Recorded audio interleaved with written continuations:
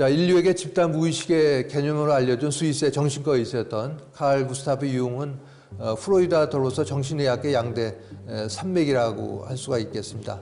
융은 분석 심리학을 창시하기도 했는데 융은 수제자였던 폰 프란스 여사의 입을 통해서 이렇게 얘기합니다. 죽음은 사라지는 게 아니고 뭔가 알 수 없는 세계로 가는 것이다. 이런 말을 남겼고 융 자신도 생전에 썼던 편지에서 보면 죽음의 저편에서 일어난 일은 말할 수 없이 위대하기 때문에 우리의 보통 상상이나 감정이 제대로 파악하기조차 어렵다. 이런 말을 남기기도 했습니다.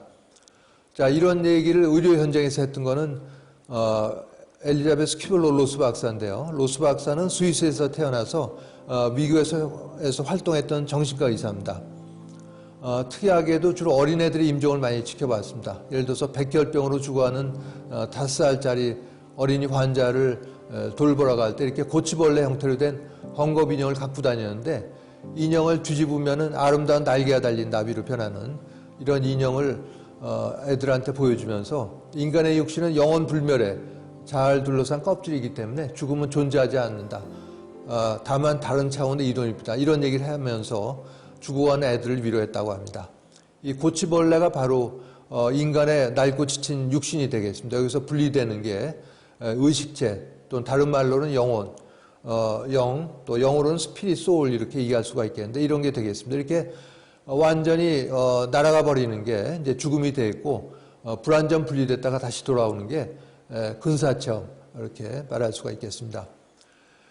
로스 박사는 이제 죽음과 죽어감, 즉 죽음학의 효시라고 일컬어지는데 우리나라에도 잘 알려진 인생 수업, 상실 수업의 저자이기도 합니다. 타임지가 선정한 20세기 100대 사상가의 한 사람으로 선정되기도 했는데 오래전에 그 로스 박사 쓴 이 사후생이라는 책의 제목이 바로 이렇게 되어 있습니다. 당신은 한번 죽어보았는가? 당신이 죽는 순간부터 시작되는 전혀 새로운 세계라는 부제가 붙어 있는데 이거는 임종을 앞둔 많은 환자에서 관찰한 삶의 종말 체험이나 근사 체험에 그 근거를 두고 있습니다. 특히 근사 체험에 대해서는 로스 박사는 이것이 환자의 인종이나 어떤 연령, 또 성별, 종교가 있는지 없는지, 또 종교가 뭔지 여기에 무관하게 관찰된다. 이런 얘기를 우리에게 해주기도 했습니다. 로스 박사는 독실한 기독교인이었지만은 어떤 자신이 갖고 있는 종교 이런 거에 전혀 무관하게 환자들한테 관찰되더라. 이런 얘기를 우리에게 해준 바가 있습니다. 자, 수천 년 동안 죽음 또 구후를 궁금해해온 인류에게 뭐 다는 아니어도 이렇게 열쇠 구멍을 통해서 안을 조금 들여다볼 수 있게 해준 게 곧 소개해드릴 근사 체험이 되겠습니다. 영어로는 Near Death Experience라고 하는데 죽음과 관련해서 일어난 중요한 영적인 현상이라고 할 수가 있겠죠. 이거는 정의상 심장 박동이 정지되었다가 심폐소생술 등으로 다시 살아나서 의식이 없었을 동안 겪은 체험 이렇게 정의를 합니다. 물론 다시 살아난 사람 전부가 한 건 아니고 대개 10 내지 25% 정도가 경험을 한다고 알려져 있는데 25%면은 다시 살아난 사람 4명 중에 1명꼴이니까 꽤 많은 숫자에서 경험한다는 것을 알 수가 있겠습니다. 체외이탈 이런 체험도 중요한 요소 중에 하나가 되겠고 서구에서는 대강 50년 전부터 여기에 대한 본격적인 학술 연구가 시작이 되어 왔습니다. 여기에 대한 논문은 ND라는 약자를 써서 퍼브메드나 매들라인 같은 학술 논문 검색 사이트에서 관련된 논문을 우리가 찾아볼 수도 있겠습니다. 자, 이 영상은 영국의 BBC 방송이 제작한 근사체험에 관한 다큐멘터리인데 제목이 내가 죽던 날로 되어 있습니다. 주인공은 선천성 시각장애인인데 이제 시각장애에도 정도가 여러 정도가 있겠죠. 뭐 그 빛을 구별을 한다라든가 어렴풋하게 삶을 볼 수도 있다 이런 정도도 있는데 이분의 경우에는 태어날 때부터 본 적이 없는 완전한 맹인의 경우가 되겠습니다. 몇몇 장면만 발췌해서 말씀드리면 이분은 꿈을 꾸더라도 맛이나 감각, 소리, 냄새만 있고 여기에 시각적 이미지는 전혀 나오지 않는다는 거죠. 20몇 살 때 아주 심각한 부상을 입고 응급실에서 치료를 받다가 심장이 멎어서 심폐소생술을 받게 됩니다. 그러면서 몸을 빠져나와서 이제 체외이탈을 하게 되죠. 이분의 인터뷰 당시에 머리가 이제 거의 반백발인 걸로 봐서 아마 이 경험은 20, 30년 전에 했던 걸 알 수가 있습니다. 의사들이 심장이 멈췄다고 외치면서 필사적으로 심폐소생술을 하느라고 애를 쓰는 동안 자기는 몸 밖으로 빠져나왔다고 얘기합니다. 그러면서 풍경 소리가 들렸는데 너무 아름다운 소리였다 이렇게 얘기를 하고 20년, 30년 지나도 그때를 생각하면 가슴이 벅차오른다. 그때 감정을 얘기를 하고 있습니다. 우리가 얘기할 수 있는 거는 꿈은 이렇지가 않은 것이죠. 20년, 30년 전에 꿈을 생각하면 가슴이 벅차오른다. 이런 얘기를 하는 사람 한 번도 만난 적이 없습니다. 이걸 보면 이 근사체험은 절대로 꿈 같은 게 아니란 걸 우리가 여기서도 확인할 수가 있겠죠. 그러다 다시 육신으로 돌아올 경우에는 몸 안으로 다시 돌아오자 극심한 고통이 다시 느껴졌다. 이렇게 얘기를 합니다. 자, 아까 보셨던 영상에서는 그 근사체험에 대한 회의론자들은 이건 그냥 꿈이나 환각, 착각 아니야 이렇게 얘기를 하는데 이 시각장애인 본인이 얘기하듯이 꿈을 꾸더라도 시각적 이미지는 전혀 나오지 않는다고 하니까 이분이 태어나서 처음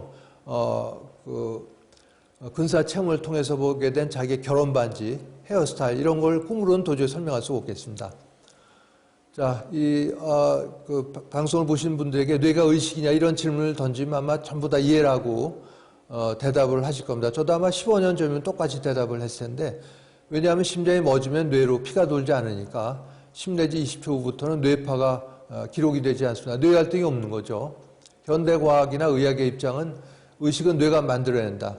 이런 입장을 갖고 있기 때문에 뇌파가 없을 때 뇌활동이 없을 때 기억 이런 건 있을 수가 없다는 게 과학 근본주의 입장이 되겠습니다. 그러나 이런 근사체험을 보면은 심장이 멎어서 뇌활동이 없을 때 주인공이 뭔가를 보고 듣고 하는 체험 또 거기에 대한 기억이기 때문에 이걸 보면 우리의 의식이라고 하는 게 뇌와 무관할 수 있겠다. 이걸 증명하는 체험적인 증거다. 이렇게 얘기를 드릴 수가 있겠습니다.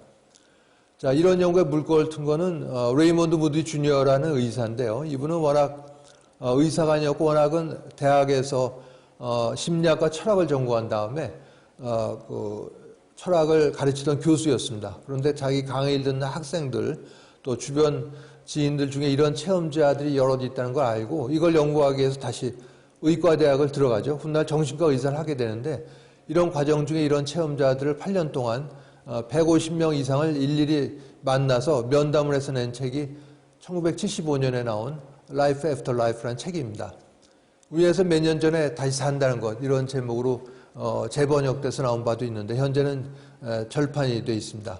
이 책에 보면 많은 근사체험자들의 경험이 소개가 되고 있죠. 어떤 환자는 심장이 멎어서 심폐소생술을 받고 있는데 자기 신의 심장이 멎어 있던 동안에 의료진이 했던 대화를 다 기억을 하고 있더라. 심폐소생술은 뭐 몇 시간씩 할 수 있는 게 아니라 20-30분 하고 끝내게 되는데 이때 의료진이 했던 대화, 즉 보통 이런 대화를 많이 하죠. 한 번만 더 해보고 이번에 포기하자 이런 대화를 보통은 하게 되는데 이 대화를 다 환자가 기억을 하고 있더라. 또 자신이 죽어있던 동안에 의료진이 했던 심폐소생술의 아주 구체적인 과정까지 의료에 대해서 잘 모르는 문외한인데 이 환자가 옆에 앉아서 지켜봤던 것처럼 아주 세세히 기억을 하고 있더라. 또 심폐소생술에 참여했던 의료진이 입고 있던 가운에 붙어있던 명찰 이름까지 기억을 하고 있더라. 이런 사례들이 다수 소개가 되고 있습니다. 또 어떤 노인은 틀니를 하고 있으면 틀니를 빼고 인공호흡 같은 심폐소생술을 하게 되는데 이 노인이 다시 살아나서는 내 틀니가 저 응급실 서랍 3번째 칸에 있으니까 갖다 달라. 이런 얘기를 했다는 거죠. 그래서 이런 현상은 의학이나 과학만으로는 도저히 설명하기 어렵다 이렇게 요약을 할 수가 있겠습니다.